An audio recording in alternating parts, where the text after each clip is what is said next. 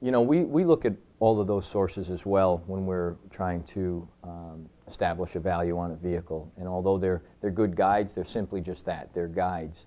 One of the things that we find ironic when we look at all of these guides and all of these sources is at any given time we enter in the information on a particular vehicle, and there's several different guides, and we can never get any of the guides to actually agree on a value, even when you're putting in all of the same information. So I think it's a situation where these guides will get you into a ballpark, they'll get you into a range, but they're not exact by any means, and they take some things into account, but they don't take everything into account, and it's tough to measure the market.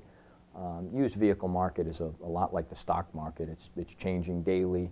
There's a lot of things that affect it.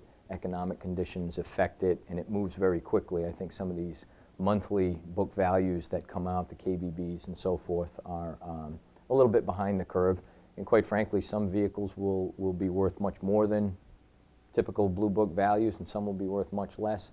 Seasonality has a big role in what vehicles are worth. New car incentives, what's going on in the new car market, supplies, demands. There's a lot of different things. So again, it's a good place to start, but it's certainly not as simple for us as going to any one of those sources and punching in the information and saying, okay, that's what the vehicle's worth. There's a lot of different things that'll come into play to determining a vehicle's value. That's, again, a piece to the puzzle, but not the whole piece. I mean, as an example as to how these books can sometimes get you in the range but not be exactly correct, I like to use an example.